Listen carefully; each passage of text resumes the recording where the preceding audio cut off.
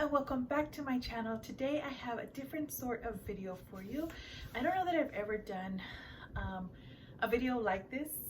I will moving forward, but I haven't done one yet. And I don't know that I've ever read this many books in this time frame before. I wanted to share with you all the books that I've read so far in 2020. I had very lofty reading goals this year, and so far I've been able to keep up. Probably the only goal that I've been able to keep up with this year. I have been wanting to read along with the Paper and Glam book club. Sorry, there's a book right here. So I've been wanting to read along with the Paper Glam book club, and I have been doing that. Thankfully, I've kept that goal. It's an online YouTube-based book club. It's really cool. One of the very first ones, or the very first one that started on YouTube. Along with reading with the Paper and Glam book club, I wanted to read 2 books a month, every month. And some months I surpassed that goal and some months I didn't. So we'll get through all that in just a minute. Another thing that was new for me this year was reading from an audiobook. I had been one of those book snobs, if you will, that didn't like audiobooks and felt it was like cheating. I don't know. I changed my ways now, or changed my thought patterns now, but that was one of the ideas I had prior to this year. But audiobooks have been really helpful, and I really listen to them in the car because I've just been in the car a lot more this year, oddly enough. So the first book we read with the Paper and Glam book club was called Outer Order Inner Calm. This is the second time me trying to say that I cannot say it. It's by Gretchen Rubin. I'm gonna butcher like all these titles, but it's a book based on like the clutter, or the idea that a clutter-free life leads to inner peace life, and I very much subscribe to that idea.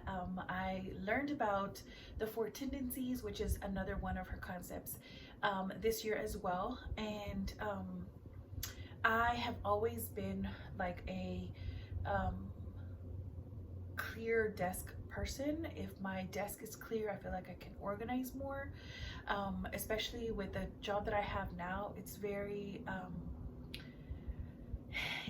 I have to keep my organization about me to be able to keep doing a good job, or keep the job up. So I definitely agree that the clutterness, or the clutter-free area, that the area around you while you're working should remain clutter-free.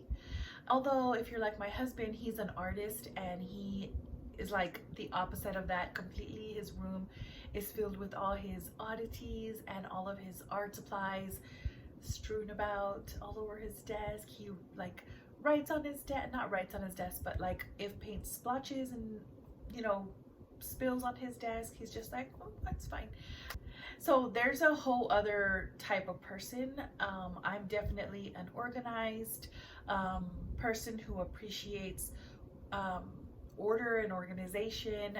So I definitely found this book to be true, and there's a lot of like tips and ideas that you can really do to promote this idea of an outer clutter-free or organized life leading to a inner peace. And I did enjoy this book. It was something that I have always done, which is keeping myself organized.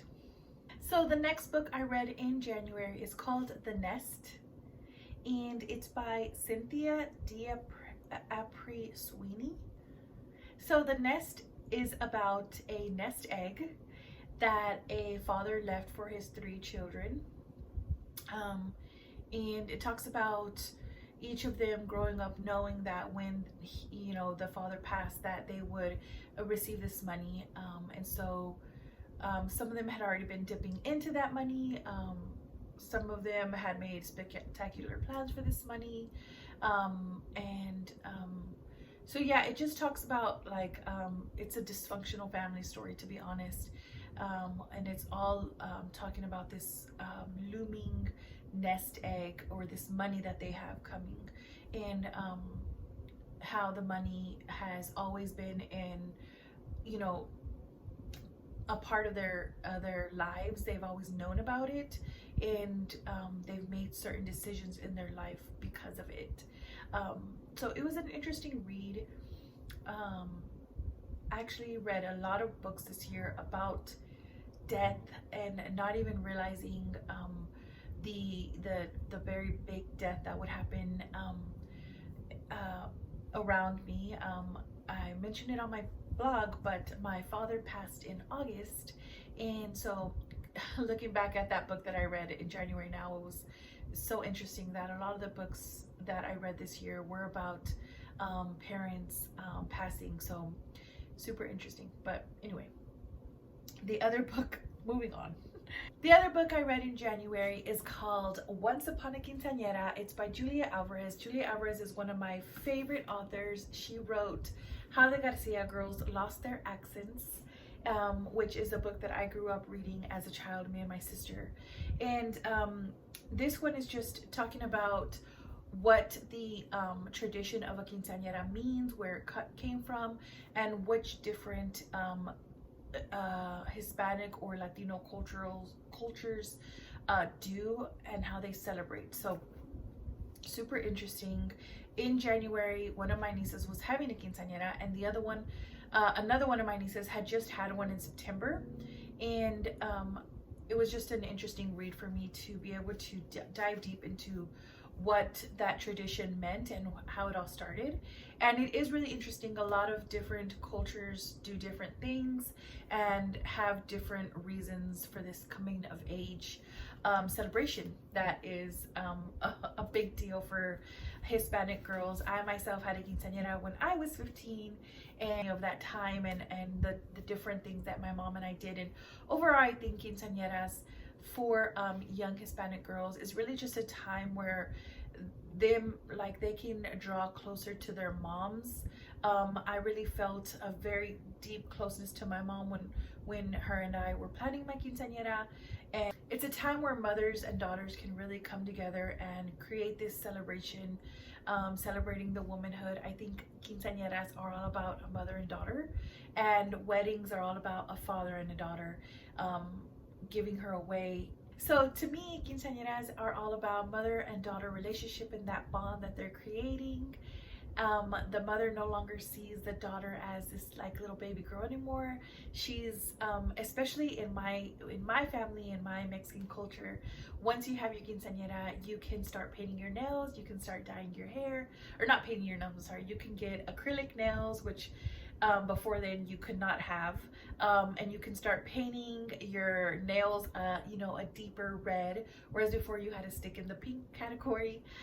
You can start dyeing your hair, and having boyfriends. That was like the big thing when everything was, well, when you're 15, when you have your quinceañera, you can start dating and all these things. So to me, it's more of a story of a mother letting go of that baby and now having this grown daughter where she can kind of make her own decisions, whereas a wedding is more a dad giving his daughter away and releasing what he thought his little girl was, to now like she's a woman and she's going to get married. So it was very interesting. My own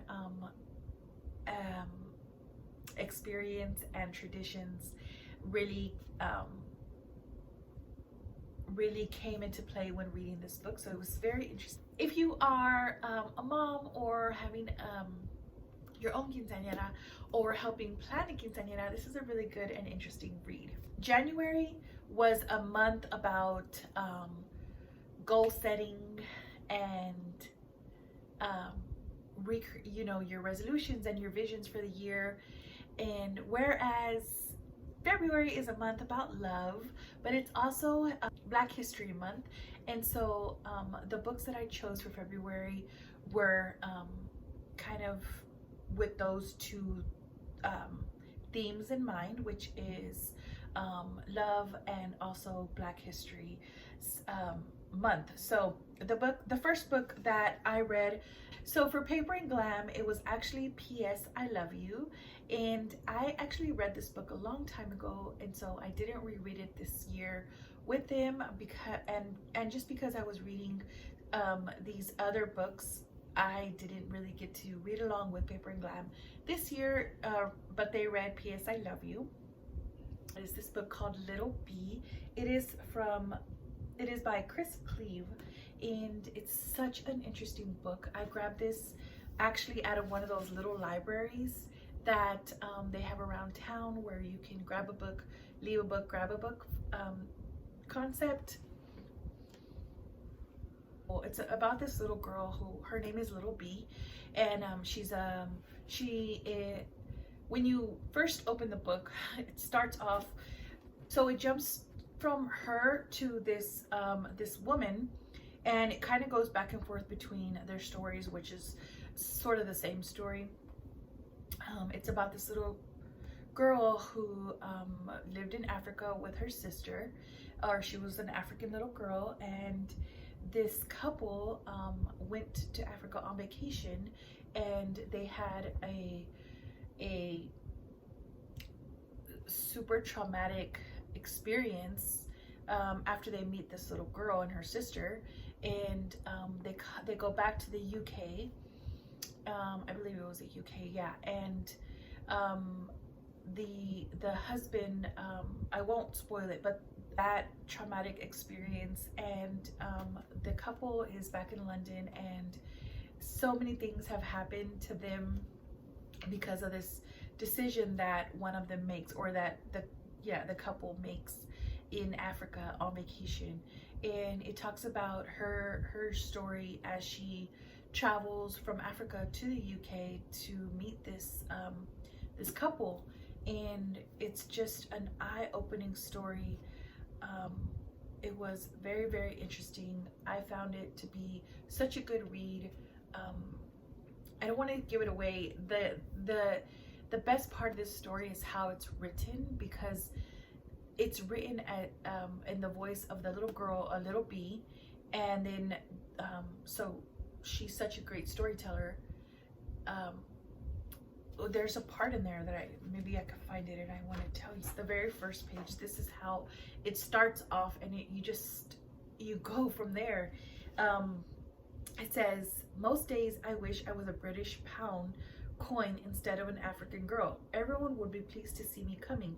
Maybe I would visit with you for the weekend, and then suddenly, because I'm fickle like that, I would visit with the man from around the corner shop instead. But you would not be sad, because you would be eating a cinnamon bun or drinking a cold Coca-Cola from the can, and you would never think of me again. We would be happy, like lovers who met on holiday and forgot each other's names." As soon as I read that, I was like, mine for me, I must read this. Like, she compares herself to a British gold pound coin, and it's just, the storytelling is so good in this book. So much this year, so super interesting read. The other book I read was Redeeming Love by Francine Rivers. It's actually my niece's book. She let me borrow it, and I finished that one so quickly as well. It's a book about the story in the Bible of Hosea, and he had a wife who he rescued from, who was a prostitute, and it's a story of how much he loved her. It was a redeeming love that he had for her. And in the book in the Bible of Hosea, she continues to go back to the life that she once lived into prostituting, and he continues to rescue her. And that is the love that God has for us, which is, once we are just these like sinful creatures, you know, humans that God still loves, and even when we go back and we do what we were rescued from, he still loves us again and again. So it's such a good story. But that's the story of Hosea in the Bible. But this story of redeeming love, it's a story, it's kind of based off that, but it's about this guy who meets a woman in a brothel, and she had been raised you know, into this life. Her mother, I believe, was her mother was also born in a brothel or something like that. So this little girl, or this girl, just started off her life. This is all she knew was, you know, this brothel type life. And this guy meets her, he sees her, he falls in love with her, and he rescues her. And time again, she goes back to this brothel, and he keeps, you know, rescuing her. And it's just such a good read. And if you're a Christian, or even if you're not a Christian, even if you've sometimes, that type of love, that type of redeeming love is just completely unheard of. So super interesting read. It's like a giant thick book, but it's such a fast read, and it just warms your heart. It's such a good, like, Valentine's read. The other book I read in February was this one here called The Game of Love and Death by Martha Brockenbrough. This is such a good book. My cousin actually sent this book to me, and I never really got through it. I never really picked it up until this year in February, when I was just looking at my library and seeing what to read. And it's such a good book. And on Spotify there is a soundtrack that goes with this. So it's, oh my gosh, it's so good. I think I might say that about all these books, but this is such a good read. If you're looking at this and wondering what to read, I would say this is in the top 5 of this year.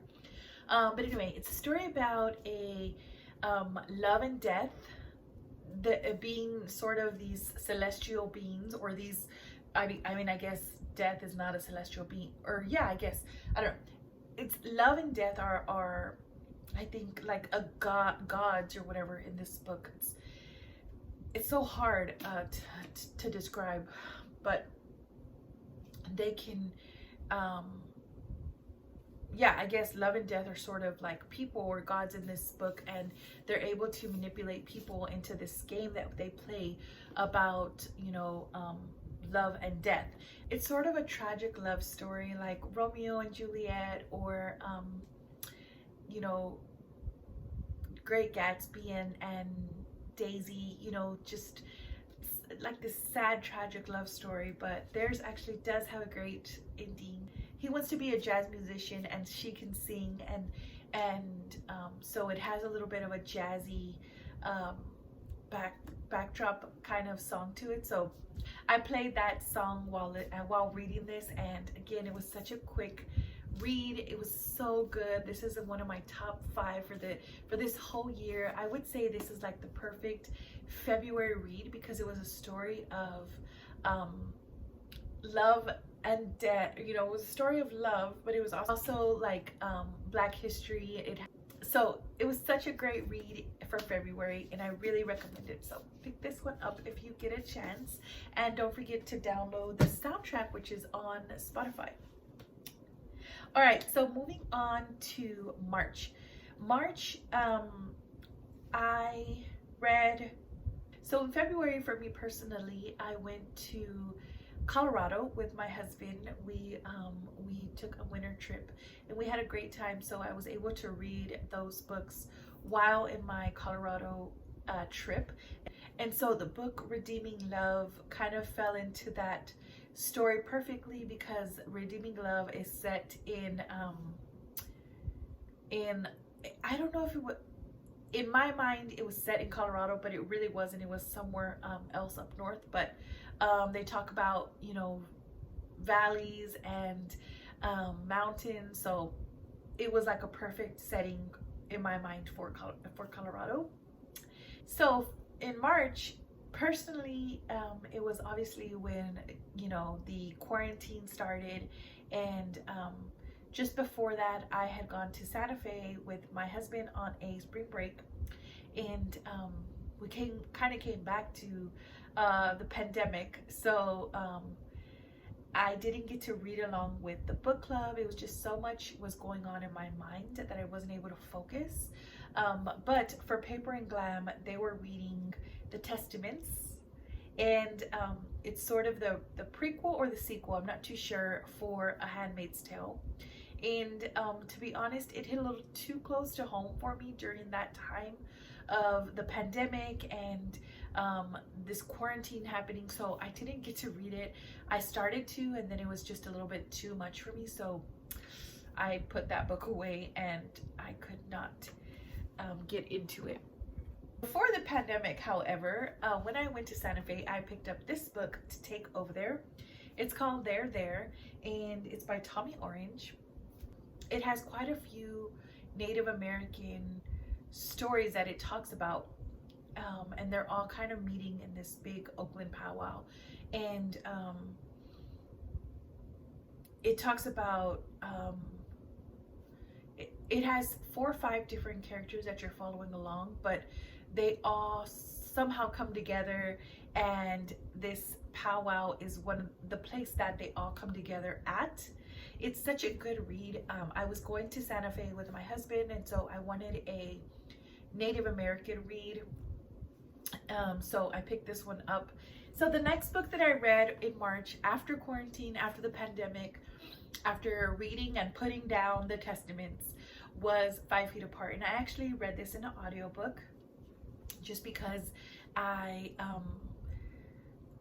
thought it was fitting that we all had to be 6 feet apart, and so I wanted to read that, and it's an easy read. They also made it into a movie, but I haven't watched the movie yet. But basically it's a story about a boy and a girl. They meet at a hospital and they have to stay 5 feet apart from each other because they have a respiratory disease, and so they can't get that close to another human being. And it's a very interesting read. Again, another very kind of tragic love story, where they meet and they obviously love each other and fall in love, but they cannot be together for whatever reason. It was very interesting. I cannot wait to see the movie, but I haven't watched the movie yet. But yeah, it basically like hit the perfect mark on like us having to be 6 feet away from each other for this respiratory illness that we were all experiencing. So I wanted to, that was more of like a read for me to understand this pandemic than the Testaments was. So that's what I read in March. So my personal theme for the month of March is usually depending on where I go. This month I was going to Santa Fe and I wanted to read a, American Indian kind of story, and so that's why I picked up that book. So on a personal level, my personal theme for April is queens and royalty because it's my birth month, and so pretty much everything that I pick up has that vibe to it, and it's kind of always been like this. I've been known to wear a tiara that whole month, so yeah, take that take that as you will, I guess. So the first book I read is The Glittering Court by Richelle Mead, and I really like this book. I got this one from another one of those little libraries. Well, the one that I got from the little library was a paperback and it was really tore up, and so I gave that one away and I bought this one because I wanted a nice pretty hardback cover of it. But it's such a good story. It's set in sort of a fairy tale or a place that's not real. It's this land called Astoria, which in my mind was America, and it has so she's from Osfrid, which is again this other made up land, but in my mind Osfrid was like England and Astoria was America. And so anyway, it's her in Osfrid, her and her mom, and they're they live in this palace, they live in this glittering world, but they don't have the means to live there anymore, and so she has to kind of marry this dull guy, and she just finds that not really something she wants to do, so she takes off to Astoria in the Glittering Court. And the Astoria is this land of a new frontier that everyone who had gone to Astoria beforehand were all people who were building up this new land, this new frontier. And so they were mostly men in search of honorable, respectable wives. Enter the Glittering Court, which is a place, or a business that creates and kind of sells these women who the men can court and date. And but it's very respectable, and the women have all the option to say yes or no, and they can choose who they want to be with. But it was very interesting, gave me very much, you know, America in the early frontier day vibes. This is sort of like a trilogy. There's another one which I actually bought, and I might read it next year around April. But it follows two other girls, and so the other girls' stories are in their other books, which I did buy, so I'll read those next time. So for Paper and Glam, we actually read this very fun book called Glitter, and this book is also about kings and queens and royalty. And I just loved that in April that Paper and Glam also fell into the same theme, my personal theme. But I'm sure that won't often happen, but this year it did, and that was so exciting for me. But this is a story of by April Lynn Pike, and I look at my bookmark for this month. I bought a vintage dress, and the girl sent me a thank you note where I bought it from, and so that was my bookmark, and it just like was the perfect bookmark because of the type of dress. So the premise of this book is that it's modern day, but inside Versailles, the Castle Versailles, it is the 18th century, and they're all walking around in like these gowns and robes as if it was Versailles. It's modern day now, but sort of a little bit in the future. But inside the Palace of Versailles, it's back in the 18th century. So everyone's walking around wearing those gowns and robes and those, you know, elaborate dresses and corsets and everything.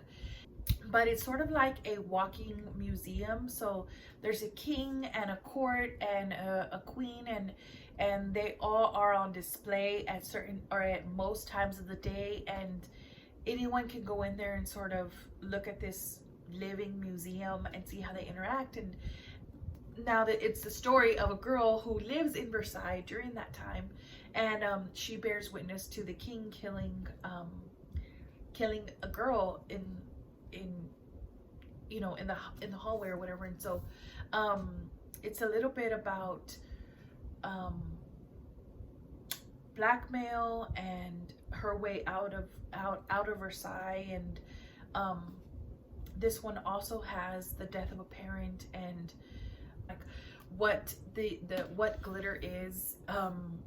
It's sort of like a, I don't know, I don't want to ruin what glitter ends up being, but it's her ticket out of this land and into the real world. But there's another book after this one called Shatter, which I did buy, and I guess I will read next year in April. But yeah, it really does and doesn't make it to my top 5, but I don't know. But yeah, it was a good one during that time. I really did like it, and yeah, I read it right before my birthday, so it gave me all the feels of royalty and everything. And then the last book I read is actually a nonfiction book. This is Claim Your Crown by Tara Lynn St. Eileen, I think that's how you say it. She's Haitian, and she has a YouTube channel, which I will link down below, and on Instagram and everything. She's super interesting, and it just talks about that we are daughters of the Most High King. It's a Christian book, and about why we should have, you know, that sort of confidence and you know, sort of knowing what our worth is. It was very fun to read. It was a quick read, like a fun yeah, you go girl type of read.